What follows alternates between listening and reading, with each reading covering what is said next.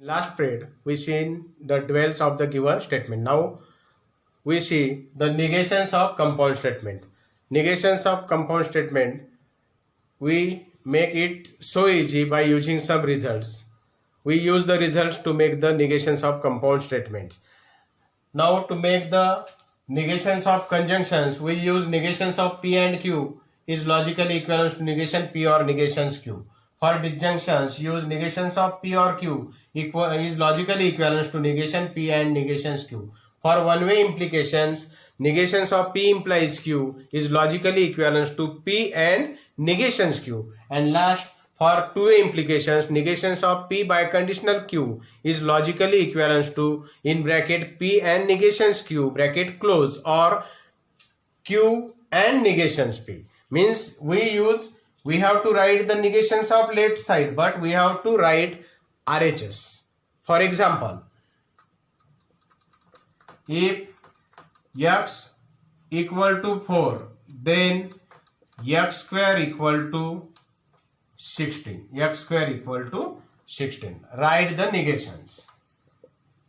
Write the negations. First, we define here P and Q. Let P statement x equal to 4.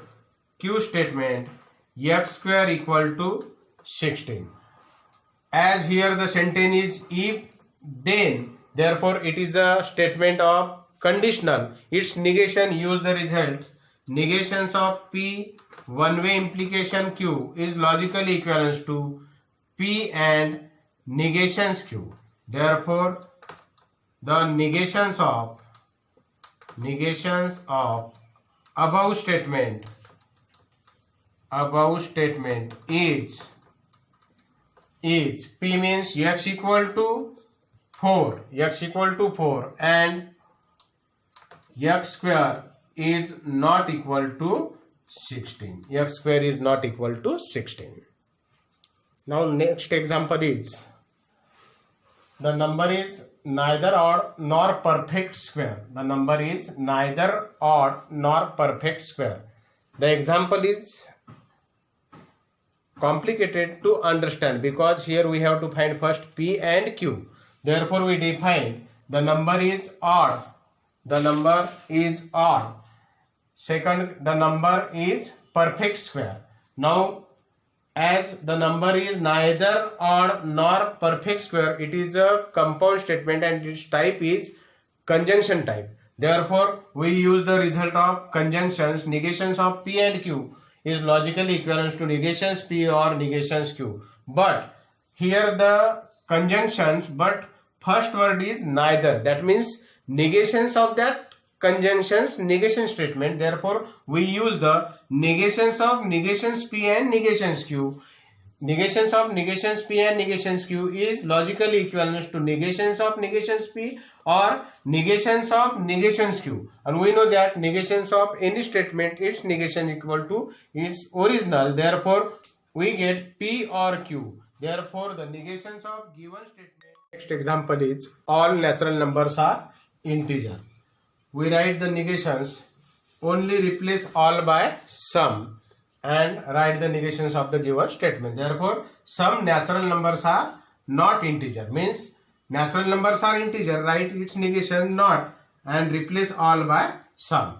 Next example is for all n belongs to n plus 7 is greater than equal to 8. Write the negations.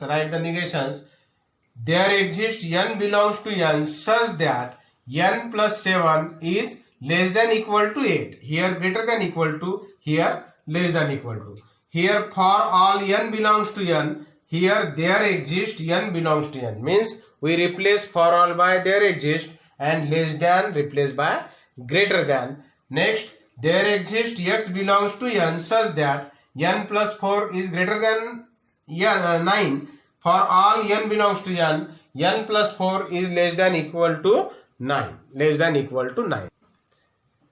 Some, all are the previous definitions, and now we use or we teach converse, inverse and contrapositive, because we seen negations of quantified statement. Negations of quantified statement. In negation of quantified statements, we know replace sum by all by some, there exist by for all.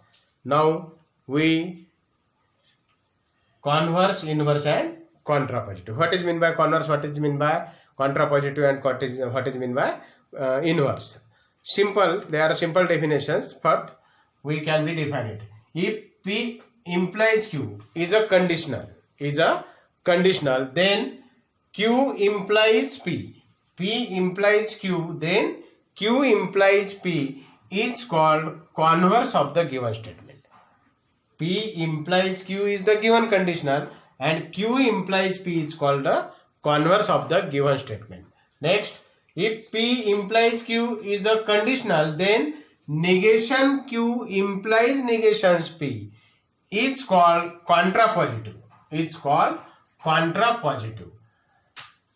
If P implies Q is a conditional, then negations P implies negations Q is called inverse of the given statement. It's called inverse of the given statement. That are three definitions. Now we see the example. If x equal to 9, then x square equal to 81. Write converse, inverse and contrapositive. Contrapositive. Solution. Let we define first P and Q. P statement such that x equal to 9. Q statement x square equal to 81.